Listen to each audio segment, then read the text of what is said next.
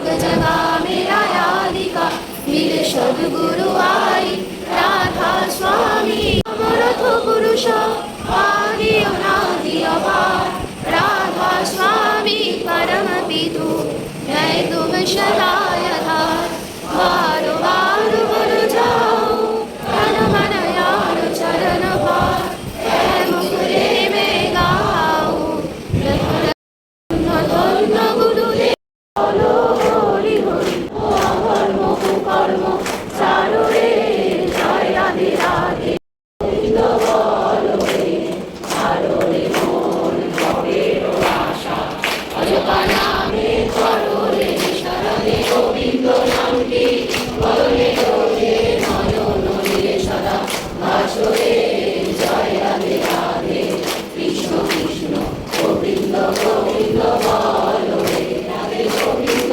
গোবিন্দ গোবিন্দ গোবিন্দ গোবিন্দ বলে সদা রাখো রে জয় বন্দে আর্য প্রীতি বন্দে মাতৃভারতা বন্দে অহং কৃষ্টি দৈবতা হেম বিধাতা বিশ্বকর্তা ভবচিরা মুক্তিদাতা সুন্দর জ্যোতি প্রদান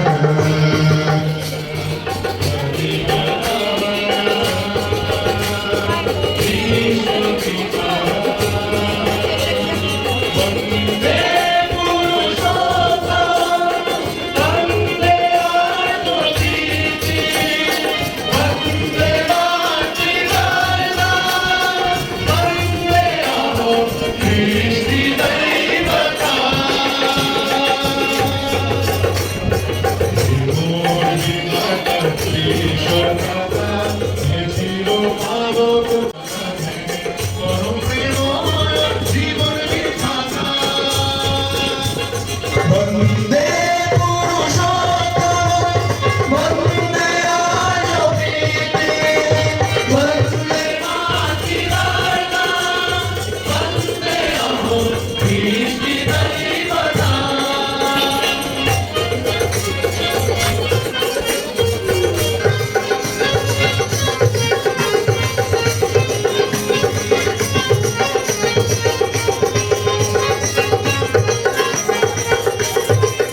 সকল পাপদাস বিনাশিয়া তুমি সকল জীবন দিবে স্বামী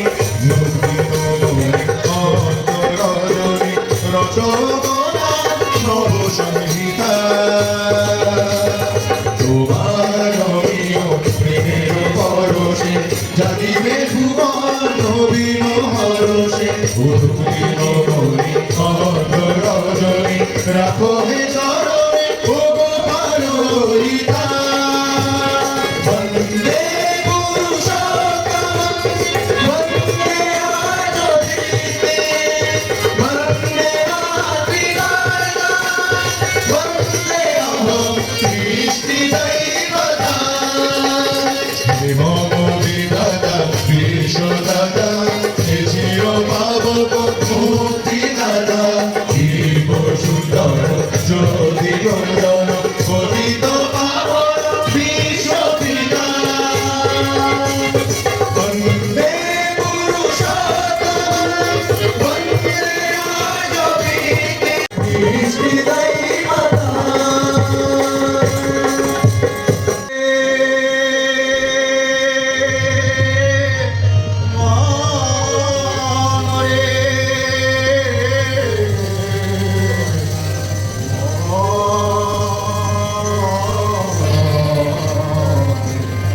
তোর যাওয়ার অন্ত নেই মনে তোর যাওয়ার অন্ত নেই তুই যত জমা মেটে নায়াস যত জমা মেটে নায়াস সুখ কি দেব জমাতে তোর যাওয়ার অন্ত নেই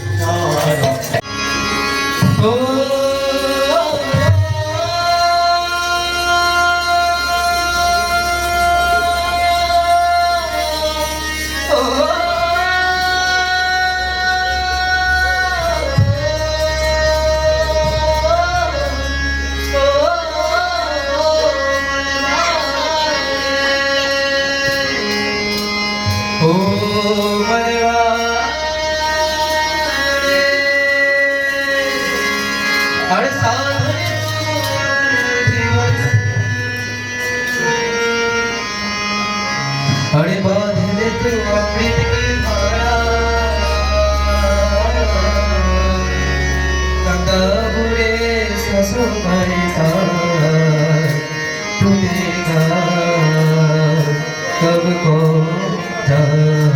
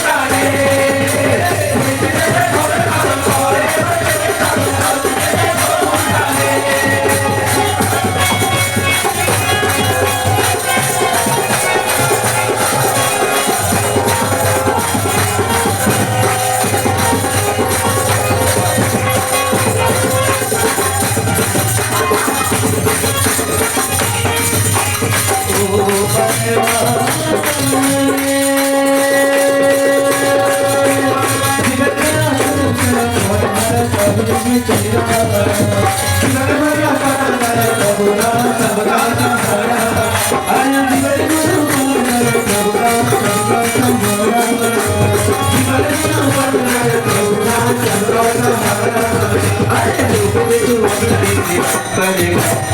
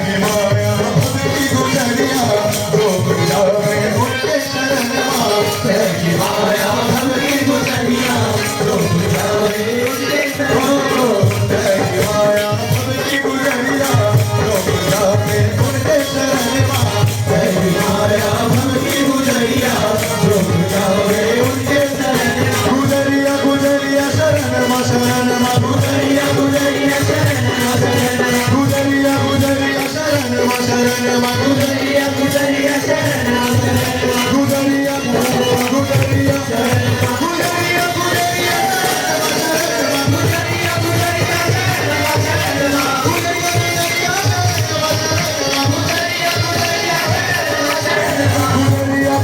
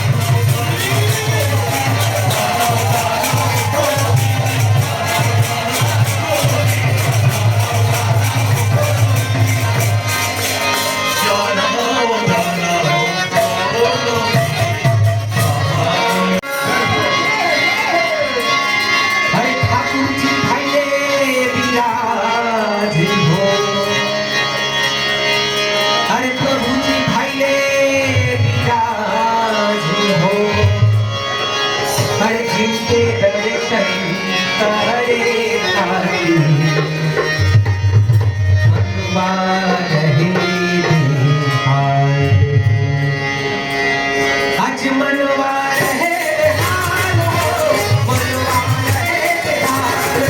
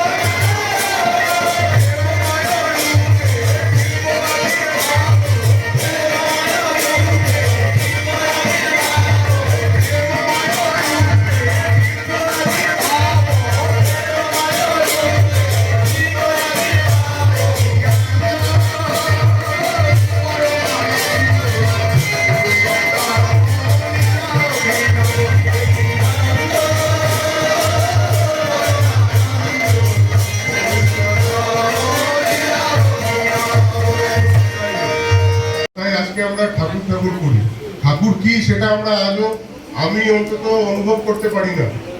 আর আজকে যে ধুতি পাঞ্জাবি পরে আপনাদের সামনে দাঁড়িয়ে আছি, আমার হাতে করি করেছে ঠাকুরের জগতে শ্রী শ্রী আচার্যদেব। আমি একটা সৎসঙ্গী পরিবারে জন্মেছি। সৎসঙ্গী পরিবারে জন্মে আমি ছোটবেলার থেকে তাদের দয়া স্নেহ, আমার মাথার চুল থেকে পায়ের নখ অব্দি বলবো তার দয়া, মানে সব দিক থেকে তার দয়ায় দয়া। কিন্তু কি করেছি সেটা কিছু জানি না, চেষ্টাও করছি কিনা সেটাও জানি না। ব্যাপারটা হচ্ছে যে তার দয়াটা কি করে বলবো সে মানে ভাষাও আমার কাছে নেই। আমি ছোটবেলা থেকেই ঠাকুরকে দেখি, ঠাকুরকে নিয়ে চলি, আমার মা বাবা ঠাকুরকে নিয়ে চলেন, আমরা দেওঘরে আসি, আমরা দুই ভাই একসাথে আসতাম, মা বাবার পিছনে পিছনে বসতাম, শ্রী শ্রী দাদার কাছে বসতাম, শ্রী শ্রী আচার্যদেবের কাছে বসতাম, তাদের কাছে গিয়ে গল্প শুনতাম, ভালোবাসা পেতাম আর ভাবতাম যে এটাই জীবন। ক্লাস 12 এর পর ফাইনাল দেওয়ার পর আমি পুরী একা যাই। যাওয়ার পর একদিন বসে আছি, দাদার কাছে বসে আছি, তখন পুরী ঠাকুর বাড়ি যারা গেছেন পেছন দিকে যেখানে মন্দিরের সিঁড়ি উঠতে হয় সেখানে শ্রী শ্রী আচার্যদেব বসেছেন। বসে এমনিতে গান করছিলেন, পিয়ানোতে গান করছিলেন, একটা ঝুলনা এখনো আছে হয়তো, বসে বসে গান করছেন। তো হঠাৎ করে আমাকে ডেকে বলে, লাই ঠাকুরের কথা বলিস? বলে না, ঠাকুরের কথা, ঠাকুরকে ভালোবাসতে হয়। ক্লাস 12 না, ক্লাস 10 এর পর ঘটনা। ঠাকুরকে ভালোবাসতে হয়, মানুষকে ঠাকুরের কথা বলতে হয়, সাধন ভোজন করতে হয়। আর মানুষকে যখন ঠাকুরের কথা বলবি, তোর জীবনের কথা বলবি, এদিক সেদিক না, তুই যা ফিল করলি সেটা বলবি। তাহলে আমি তো বলতে পারি না, কি বলবো, মানে জিনিসটা কেমন করে বলতে হয়। আমি জিজ্ঞেস করেছি তাকে, বলে কি বলবি, এরকম করে তুই তোর মাকে বাবাকে ভালোবাসিস, তুই যা দেখছিস তাই বলবি, আর তোর যা ভালো লাগে সেটাই বলবি। ওইখান থেকে আমার হাতে করে শুরু হয়। কত বছর হয়, 15-16 বছর। অথচ আমি কিন্তু ঠাকুর মানে ওই পরিবেশই বড় হচ্ছি, অথচ আমার মধ্যে ওই ভাবনাটা কখনো অব্দি জাগ্রত হয়নি যে ঠাকুরের কথা বলতে হয়, ঠাকুরের কাজ করতে হয়। ঠাকুরের কাজ কি মানে আমি জানি যে তাদের কাছে আসতে হয়, আনন্দ করতে হয়, সেটা কিন্তু না। তিনি কিন্তু একটা স্পষ্ট ডেফিনেশন দিয়ে দিলেন, ডিফাইন করে দিলেন, ঠাকুরের মানুষ হতে হলে এই করতে হয়।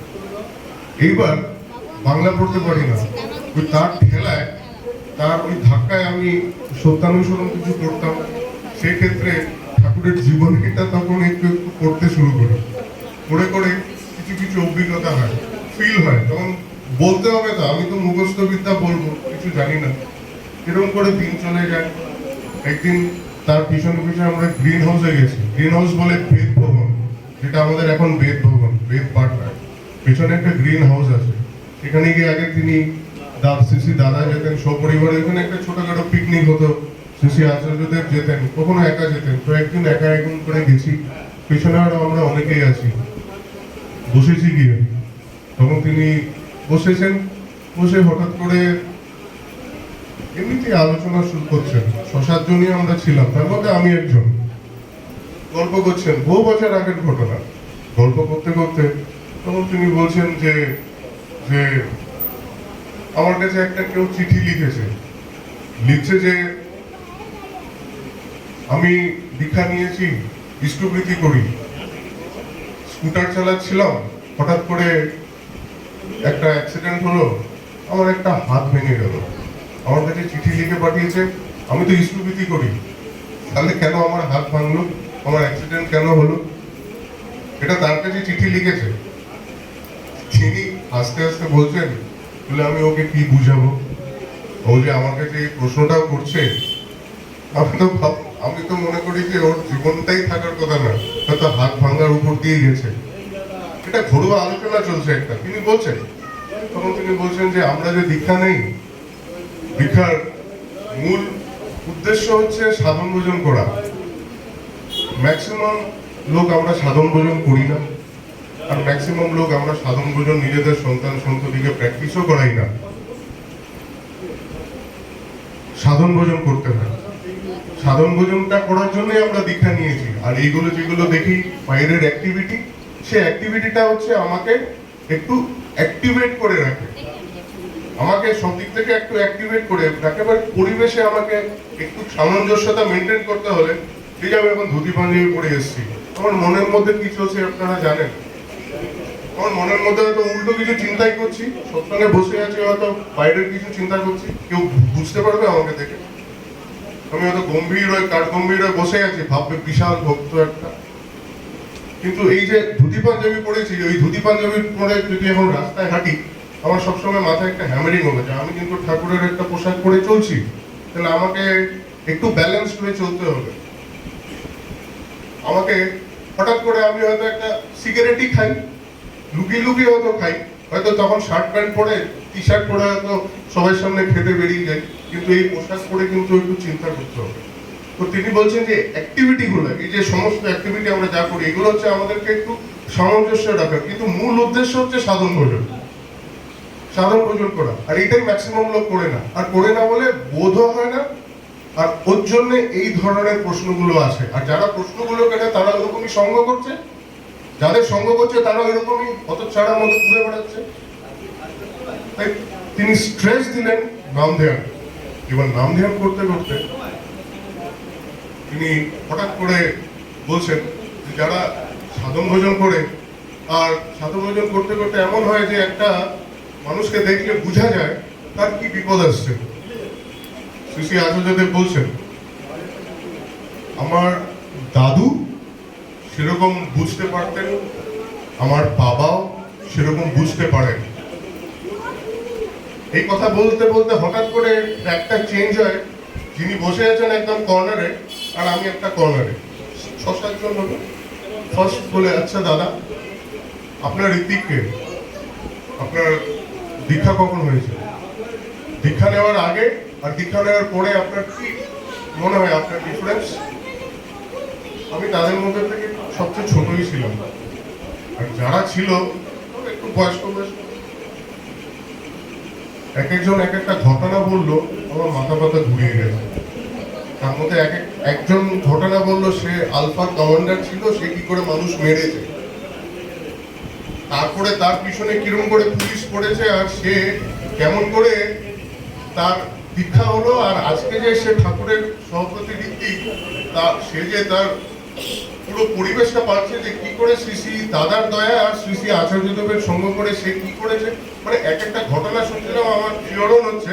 আর মানে বলে না যে পরীক্ষার টিচার কোয়েশ্চেন জিজ্ঞেস করে, প্রথম যে বসেছে তার কাছে আসবে, দ্বিতীয় যে বলেছে তার কাছে আসবে, লাস্টে যে বসেছে তার দুকুর দুকুর দুকুর দুকুর হতে থাকে।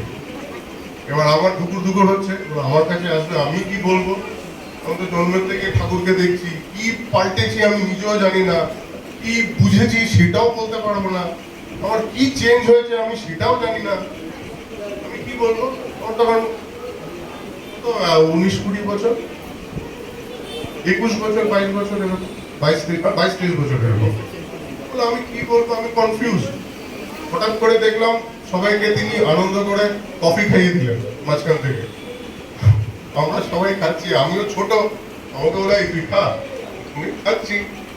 হঠাৎ করে সবার কাছে আস্তে আস্তে সবাই সবার কিছু বললো, আমার কাছে এসে বলে ওকে কোনো মেয়ে কোনোদিনও লাভ লেটার দেয়নি? হ্যাঁ, পুরো টপিকটা বলে আগে আগে না না কোনোদিনও দেয়নি। বলে না না হতেই পারে না। বলে না কোনোদিনও দেয়নি। বলে তোর ইচ্ছা হয়নি? বলে খুব ইচ্ছা হয়। বলে তখন কি করিস? বলে তখন আপনার কথা, বাবার কথা মনে পড়ে যায়, তখন আমি আর পারি না, আমি ওভারকাম করে যাই। বলে তখন দেয়নি কখনো? বলে না না দেয়নি। বলে হতেই পারে না, খোঁজ খবর করবি গিয়ে। বলে না আমি তো বলছি আপনাকে দেয়নি। পরে হাসতে হাসতে হঠাৎ করে টপিকটা পাল্টে গেল, তখন 10:30 হয়ে যায়, 10:30 পৌনে 11টা এরকম। আর একটু একটু শীতের রাত্রে তখন আবার উঠে চলে আসে।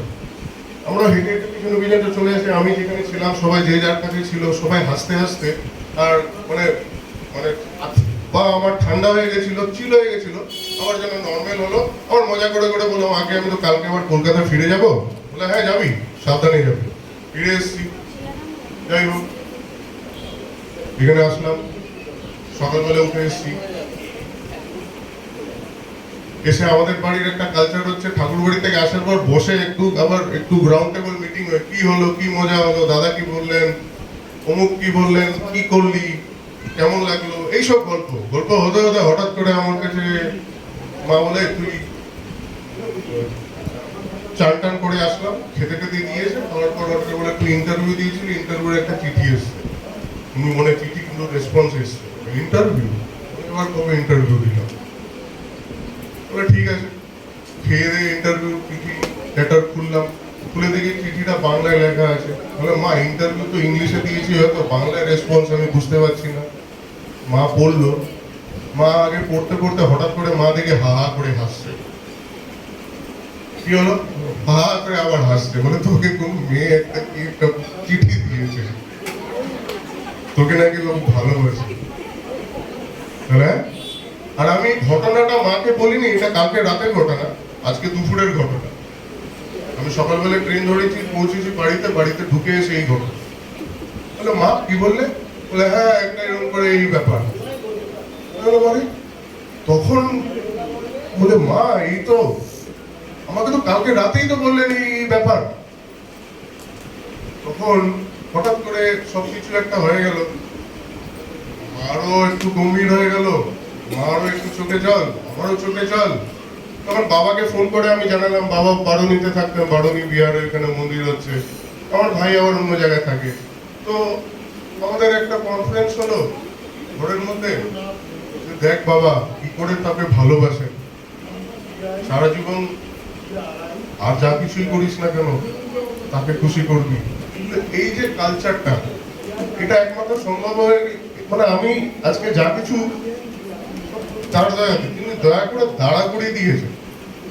মানে এমনও হয়েছিল আমার জীবনে আমার চাকরি নেই, আমি হতাশার মধ্যে ঘুরে বেড়াচ্ছি। তখন আমার বাবার খুব বড় হার্নিয়া হয়েছে, অপারেশন করাতে ঠাকুরগাছিতে ডাক্তার অশোক ব্যানার্জি বলে সামথিং কেউ ছিল, মনে নেই, ওরকমই নাম। আমাকে সিসি দাদা খবর পাঠিয়েছিলেন বাবাকে দেখাতে নিয়ে যাই।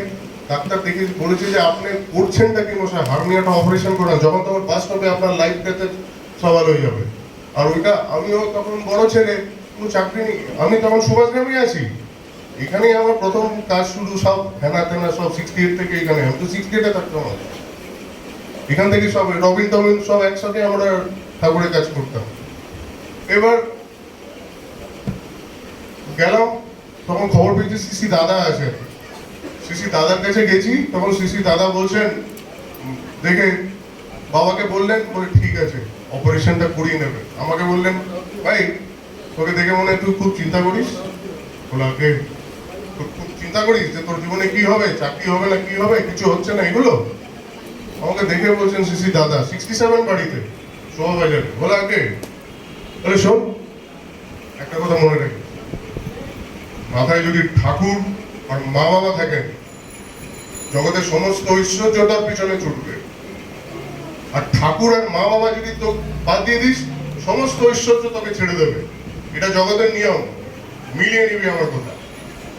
এই কথাটা বলার পর না আমি একটু মানে সাইলেন্স ছিলাম, আর একটু ডিপ্রেস ছিলাম, মানে আমার কোনো আওয়াজ নেই।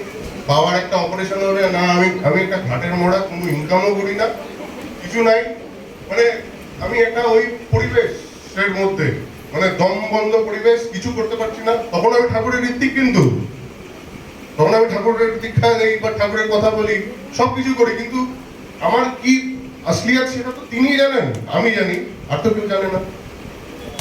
তো সিসি দাদাকে এটা বললাম, দাদাকে বলার পর কিছুদিনের মধ্যে হঠাৎ করে শ্রী আচার্যদেব এসছেন, এসে আমি তার কাছে গেছি।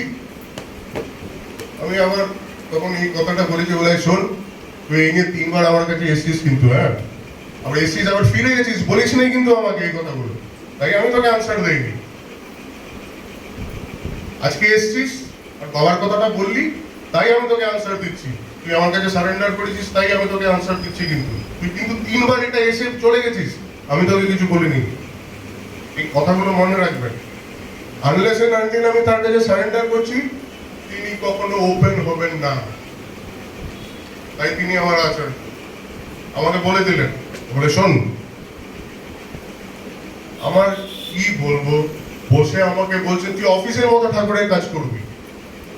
অফিসের মতো মানে কি করব? আমি তখন বেরোজগার, কিন্তু সুটকেস নিবি, পাঞ্জা থাকবে, তারপরে বই থাকবে, সব থাকবে, সকালে বেরিয়ে যাবি 8টার সময়, সুটেড ফুটেড হয়ে বেরোবে, ধুতি পাঞ্জাবি রাখবি, সকাল 8টায় বেরিয়ে যাবি, 2টো অব্দি ঘুরে বেড়াবি, যেখানে ইচ্ছা যাবি, গুরু ভাই বাড়িতে যাবি, খবর করবি কারা কেমন আছে, কি আছে না আছে, কি করছে না করছে, স্মৃতি করছে কি না, তাদের খবর করবি। আবার 2টো থেকে 3টা একটা টাইম করবি, 1 ঘন্টা লাঞ্চ আওয়ার, চলে আসবি, আবার লাঞ্চ করবি, আবার ঘুমাবি না, আবার 3টার সময় আবার লাঞ্চ করে আবার বেরিয়ে 5টা অব্দি পুরো টানা ঘুরবি, ঘুরে বাড়িতে ঢুকবি। তুই কর, আমি বলছি তোর সবকিছু হবে। এমন পজিটিভ হোক, পুরো সব পজিটিভ করে দেয়। এখানে কয়েকজন আছে, তখন ঘুরতে ঘুরতে আমি অনেকের বাড়িতে এসেছিলাম, সুভাষগ্রাম থেকে অনেকের বাড়িতে এসেছিলাম, ট্রেনে উঠেছি, কোথায় যাবো ঠিক নেই, ক্যানিং ট্রেন ধরেছি, হঠাৎ করে দেখি প্রিভেন্টিনের গল্প চলছে, একটা মহিলা করছে, ওর সঙ্গে ভাব করে গিয়ে ওর বাড়িতে চলে গেলাম। এই করতে করতে করতে করতে অনেকগুলো বাড়িতে গেলাম, করতে করতে বিশ্বাস করেন আমি অফিসের মতো ঠাকুরের কাজ করেছি, বেশি দিনও করিনি। ফাঁকিবাজ নাম্বার 1, বেশি দিন করিনি, 1 মাসও হয়তো করিনি।